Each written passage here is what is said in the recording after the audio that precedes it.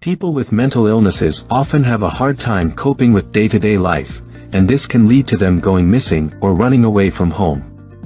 Family problems can also lead to someone disappearing. If there is a lot of arguing in the household, or if one parent has left the other one, it may cause children to feel neglected and run away from home in order to find some sense of stability elsewhere. Addiction is another big reason for people to go missing as well. People who are addicted to drugs may leave. In the United States, there are around 2,300 people that go missing every day. Of those people, around 90% are found within 72 hours. However, there is a small percentage of people that go missing with mysterious circumstances and are never found. This video highlights one of these cases. These cases are extremely tragic for close family members because they frequently have no idea what happened. In these cases, there is always someone that knows something. Is it you?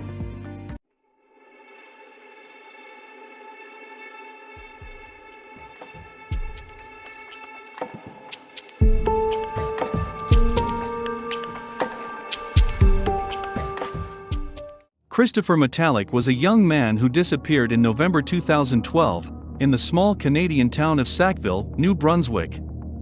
He was at a party and had consumed alcohol, and may have been using drugs. He should have been going directly to his house on Maple Avenue, where he lives about 20 minutes away from where the party was, but he never made it back. Sackville RCMP launched a missing person investigation after Christopher was reported to be missing. The man who had seen Chris said he was walking along the road at 5:30 in the morning. Police were called at the time because it seemed odd for someone to be out that early. The road, passing through a village named Hautobougegain, merges with another road, and then becomes one with the Trans-Canada Highway in due course. It's approximately 23 miles to the north in Sackville by foot, or 32 miles by car. Not long after Chris disappeared, his footwear, a pair of borrowed flip-flops, was found off the side of the road he had been seen walking on. Footprints leading to the Tantramar River nearby were conclusive to be his.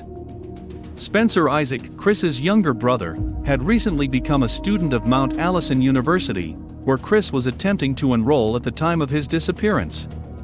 In a 2015 interview, Spencer said that Chris hadn't bothered to buy a proper winter jacket. Spencer had lent him the heavy blue sweater he had worn. Although Spencer wasn't out that night, he knows from people who were with his brother that Chris was pretty intoxicated. Chris had left his shoes at the party and someone bumped into him on the street, took him back, and lent him the pair of flip-flops that would later be found near the rural road he was seen walking down. Ground search teams, police dogs, and the New Brunswick Police Force helicopter were used for the initial attempts to locate Chris in Sackville and the surrounding areas. The Tantramar River was surveyed by the Royal Canadian Mounted Police Underwater Dive Team, but they failed to turn up anything. The active search ended on December 4, 2012, with police stating they no longer had any tips.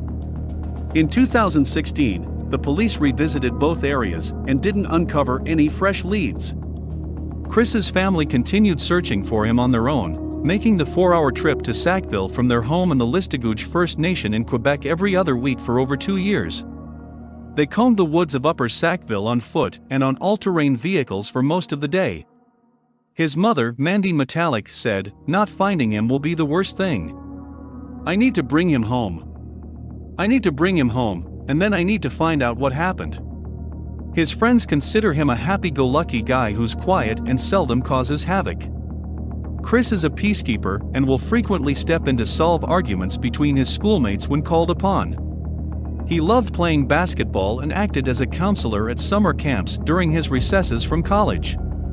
His family does not think that Christopher ran away, but they're still racked with anxiety over the idea of him traveling out in the dead of the night in temperatures that aren't exactly conducive to such an adventure. His brother believes he was suffering from the issue of coming to terms with his sexual orientation.